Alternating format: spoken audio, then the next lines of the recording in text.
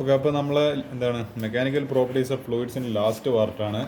ഇന്നത്തേക്ക് എനിക്ക് ഡിസ്കസ് ചെയ്യാൻ പറ്റാത്ത ക്വസ്റ്റ്യൻസ് എല്ലാം ഞാൻ എന്ത് ചെയ്യാൻ പോവാണ് ഈ പറഞ്ഞാൽ ഞാൻ ഇങ്ങനത്തെ എല്ലാം വളരെ ഡിഫിക്കൽട്ട് ക്വസ്റ്റ്യൻസ് എല്ലാം നിങ്ങൾക്ക് വേണ്ടി ഡിസ്കസ് ചെയ്തിട്ടുണ്ട്. അപ്പോൾ ഇനി ഞാൻ ഇങ്ങനത്തെ ക്വസ്റ്റ്യൻ ഡിസ്കസ് ചെയ്യാൻ ഉദ്ദേശിക്കുന്നില്ല.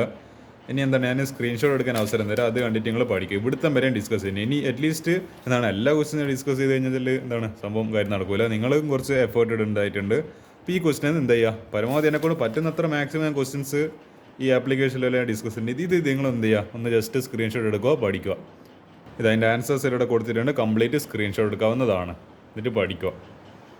ഈ ഒരു പേജും കംപ്ലീറ്റ് സ്ക്രീൻഷോട്ട് എടുക്കാം. ഈ ടോറിസെല്ലിൻ്റെ ക്വസ്റ്റ്യൻ ഡിലീറ്റഡ് ആണ്, ഇത് എക്സാമിന് വരില്ല, നിങ്ങൾ പഠിക്കേണ്ട. ഈ ക്വസ്റ്റ്യൻ എക്സാമിന് വരാൻ ചാൻസ് ഉണ്ട്. നമുക്കിങ്ങനെ നോക്കി പോലെ ഏതെല്ലാം ന്യൂമറിക്കൽസ് എക്സാമിന് വരാൻ ചാൻസ് ഇല്ല എന്നില്ല. അപ്പോൾ ഇതെന്തായാലും ഇത് ഫുൾ സ്ക്രീൻഷോട്ട് എടുത്ത് വെക്കാവുന്നതാണ്.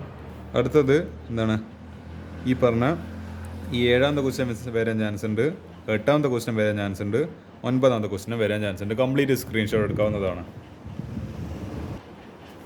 Can a Bernoulli's equation used to describe flow of a water through a rapid, അതായത് പെട്ടെന്ന് ഒഴുകുന്ന വെള്ളത്തിൽ നമുക്ക് ബെർണോളി പ്രിൻസിപ്പിൾ അപ്ലൈ വേണ്ടി പറ്റുമോ? ഇല്ല. കാരണം എന്താ, Bernoulli's equation is utilized only for stream line. അതായത് ഒരു കോൺസ്റ്റൻറ്റ് വെലോസിറ്റിയിൽ പോകുന്ന ഒരു ഫ്ലോയിൽ മാത്രമേ നമുക്ക് എന്ത് എക്സ്പ്ലെയിൻ ചെയ്യാൻ വേണ്ടി പറ്റുള്ളൂ, ബെർണോളിസ് പ്രിൻസിപ്പിൾ. അപ്പോൾ ഫാസ്റ്റ് എന്താണ് അൺസ്റ്റഡി, അതായത് ഒരു വേരിയബിൾ വെലോസിറ്റിയിൽ പോകുന്ന റിവറിൻ്റെ കേസിൽ പറ്റില്ല. അതാണ് ക്വസ്റ്റ്യൻ ആൻസർ. നല്ല തകർപ്പൻ ക്വസ്റ്റ്യൻ. ഇത് എക്സാമിന് ചിലപ്പം 4 മാർക്കിന് ഒറ്റ ക്വസ്റ്റ്യനായിട്ട് ന്യൂമറിക്കലായിട്ട് വരും. ഈ ഒരു ക്വസ്റ്റ്യന് എന്താണ്, ഇത് എക്സാമിന് ഇതേപോലെ തന്നെ ഫിഗർ 2019 വന്ന ക്വസ്റ്റ്യൻ, ഡിഫിക്കൽട്ട് ക്വസ്റ്റ്യൻ ആയിരുന്നു. ഇതിൽ ഏത് ഫിഗറാണ് ഇൻകറക്റ്റ് എന്നാണ് ക്വസ്റ്റ്യൻ. ഫിഗർ ഇതിൽ 1ാമത്തതാണ് ഇൻകറക്റ്റ്. ഇങ്ങനെ തന്നെ ഫിഗർ ചോദിച്ചിട്ട് ക്വസ്റ്റ്യൻ വരും. Figure A is incorrect from equation of continuity, അതായത് A1 V1 is equal to A2 V2. Speed of liquid is larger at smaller area. നമുക്കറിയാം A1 V1 equal to A2 V2 പ്രകാരം ഏരിയയാണോ area കുറവ്, അതായത് area inversely proportional to velocity ആണ്. അപ്പോൾ area കുറയും തോറും velocity കൂടും. അപ്പോൾ according to Bernoulli's theorem, due to larger speed അപ്പോൾ കൂടുമ്പോൾ എന്താ, പ്രഷർ വിൽ ബി ലോവർ. അപ്പോൾ അതിനാണ് കയറ്റി പ്രഷർ കുറഞ്ഞു, will be lower at smaller area. Then height of liquid column will also be. അപ്പോൾ പ്രഷർ കുറയുമ്പോൾ എന്താ സംഭവിക്കേണ്ടത്, അതിൻ്റെ ഹൈറ്റും കുറയും. ഫിഗർ എ ഹൈറ്റ് ഓഫ് എന്താണ്, അതായത് നിങ്ങൾ നോക്കുന്ന സമയത്ത് ഈ പറഞ്ഞ ഈ ഒരു ഇത് കണ്ടു നിങ്ങൾ, ഈ ഒരു ചെറിയ ഏരിയയിൽ ഇതിൻ്റെ എന്താണ് ഈ ഒരു നമ്മളെ ഹൈറ്റ് ജാസ്തിയാണ്. അപ്പോൾ ഇതൊക്കെ ഇവിടെ ഇതിപ്പോൾ എന്താണ് അതായത് ഇതാണല്ലോ നമ്മുടെ ചെറിയ ഏരിയ എന്ന് പറയുന്നത്. ഇതിൻ്റെ ഇതിൽ നോക്കുമ്പോൾ ഇതിനെ വെച്ച് കമ്പയർ ചെയ്യുമ്പോൾ എൻ്റെ ഹൈറ്റ് കുറവാണ്. പക്ഷേ ഇതിലെന്താ ഈ ഒരു എന്താണ് നമ്മളെ ഈ ഒരു സ്മോൾ ഏരിയയിൽ ഇവിടെ എന്തുണ്ട്, ഇതിന് ഹൈറ്റ് ജാസ്തിയാണ്, ഇവിടെ പക്ഷേ കുറവാണ്. അപ്പോൾ ഈ ഫിഗർ കറക്റ്റാണ് according to equation of continuity and എന്താണ് 2 laws, equation of continuity and Bernoulli's theory, രണ്ടും വെച്ച് നോക്കുമ്പോൾ ഇത് പെർഫെക്റ്റാണ്. Figure 2 perfect. പക്ഷേ ഫിഗർ 1 കറക്റ്റ് ആണോ, കറക്റ്റ് അല്ല. അപ്പോൾ ഇങ്ങനത്തെ ഒരു ഫിഗർ നിങ്ങൾ കാണുവാണെങ്കിൽ ഇതാണ് ഇൻകറക്റ്റ് ഫിഗർ. പറ്റുമെങ്കിൽ ഈ തിയറിയും കൂടി ഒന്ന് എഴുതി കൊടുക്കുക.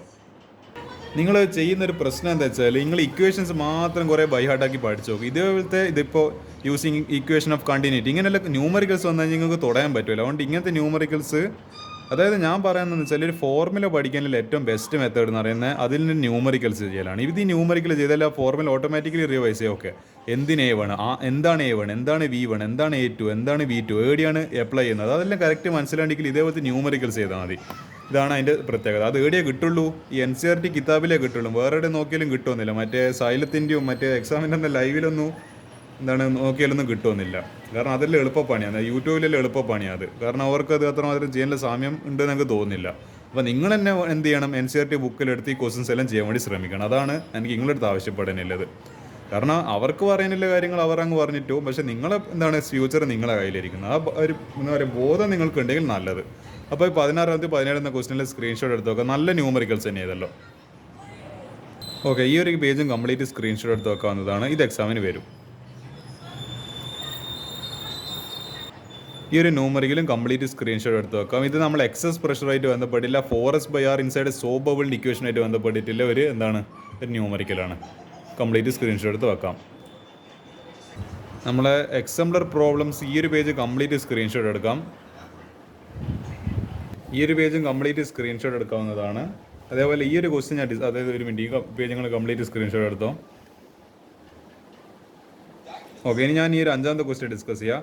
A sap in trees which consist mainly of water in summer rises in A system of capillaries. അപ്പോൾ ഇത് കാപ്പിലറി റൈസുമായിട്ട് ബന്ധപ്പെട്ടുള്ള ന്യൂമറിക്കലാണ്. നിങ്ങൾ ചിലപ്പോൾ ഇങ്ങനത്തെ ന്യൂമറിക്കൽ ഇന്നുവരെ കണ്ടിട്ടുണ്ടാവില്ല.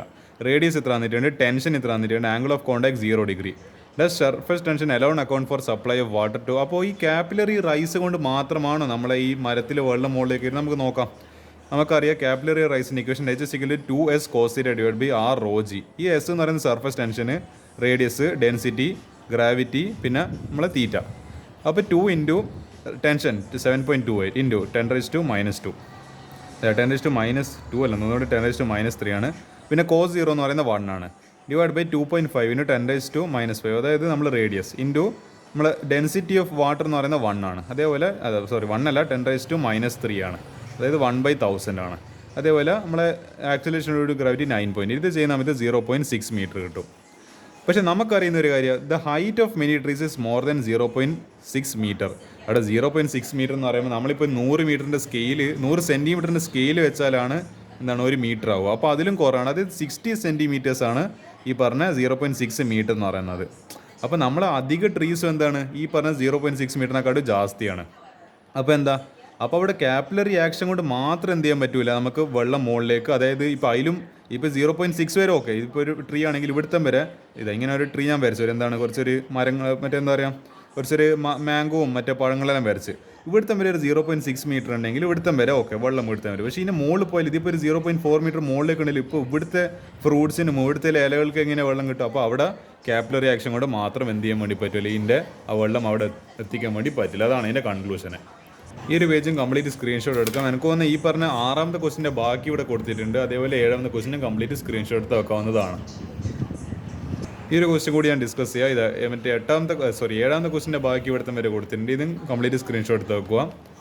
അതേപോലെ 8ാമത്തെ ക്വസ്റ്റ്യൻ എന്നാൽ surface tension and vapour pressure of water എത്ര തന്നിട്ടുണ്ട്, അതായത് പ്രഷർ ഇത്ര തന്നിട്ടുണ്ട്, സർഫസ് ടെൻഷൻ ഇത്ര തന്നിട്ടുണ്ട്. What is radius of smallest spherical water droplet which can form without ഇവോപ്പറേറ്റിംഗ്.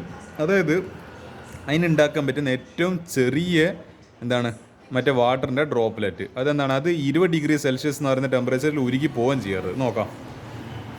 അപ്പോൾ വേപ്പർ പ്രഷർ ഈക്വൽ എക്സസ് പ്രഷറിൻ്റെ ഡ്രോപ്പ് നോക്കാം. അപ്പോൾ P = 2S/R, അതായത് സോപ്പ് ബബിളും ഉണ്ട്, അതേപോലെ എന്തുണ്ട് നമ്മളെ റെയിൻ ഡ്രോപ്ലെറ്റ്സ് എന്ന് പറയുന്ന കേസുണ്ട്. സോപ്പിൻ്റെ കേസിൽ 4S/R. കാരണം എന്തുണ്ട്, അവിടെ 2 സർഫേസസ് ഉണ്ട്, പക്ഷേ ഈ റെയിൻ ഡ്രോപ്പിൻ്റെ കാര്യത്തിൽ ഒറ്റ സർഫേസിൽ. അപ്പോൾ എന്താ അതിൻ്റെ പകുതി ആയിരിക്കും 2S/R. അപ്പോൾ നമുക്കറിയാം റേഡിയസ് കിട്ടുകയാണെങ്കിൽ ഇത് താഴെപ്പോട്ട്, അപ്പോൾ R = 2S/P. P എന്ന് പറയുന്ന പ്രഷർ, S എന്ന് പറയുന്ന സർഫേസ് ടെൻഷൻ, 2 ക്വാണ്ടിറ്റി അറിയാം, ജസ്റ്റ് സബ്സ്റ്റിറ്റ്യൂട്ട് ചെയ്താൽ മതി. 2 into surface tension 7.28 into 10⁻², divide by pressure എന്ന് പറയുന്നത് 2.33 ഇൻറ്റു 10⁻³ പാസ്കൽ. ഇത് എത്രയായി, സർഫേസ് ടെൻഷൻ്റെ യൂണിറ്റ് എത്രയാണ്, Newton/meter. അപ്പോൾ നമുക്ക് എന്ത് കിട്ടും, finally answer 6.25 into 10⁻⁵ metre. This will be the final answer. ഇങ്ങനെയാണ് ഈ ക്വസ്റ്റ്യൻ ചെയ്യുക. സിമ്പിൾ ക്വസ്റ്റ്യൻ ആയിരുന്നു. ഇതോടുകൂടി എന്താ നമ്മളെ ഇത് കഴിഞ്ഞിട്ടുണ്ട്. ഫ്ലൂയിഡ്സ് എന്ന് പറയുന്ന mechanical properties of fluids and here my favourite chapter. എന്നെ അത്രത്തോളം ഇഷ്ടപ്പെട്ടൊരു ചാപ്റ്ററാണ്. അപ്പോൾ അതോടുകൂടി പാഠം തീർന്നിട്ടുണ്ട്. നിങ്ങൾ പറ്റുവെച്ചാണ് ഇതിൽ എല്ലാ ന്യൂമറിക്കൽസും ചെയ്യാൻ വേണ്ടി ശ്രമിക്കുക. NCERT എക്സാംപ്ലർ ന്യൂമറിക്കൽസ് അടക്കം നല്ലൊരു പാഠമാണ്. എന്താണ് നിങ്ങളെ ഏറ്റവും കൂടുതൽ വെയിറ്റേജിന് വരുന്നൊരു പാഠമാണെന്നുള്ള ഒരു തിരിച്ചറിവിൽ വേണം ഈ ഒരു ചാപ്റ്റർ കൈകാര്യം ചെയ്യാനായിട്ട്. അത്രയും പറയാനുള്ളൂ. That's all, the end of the chapter and boom. Thank you.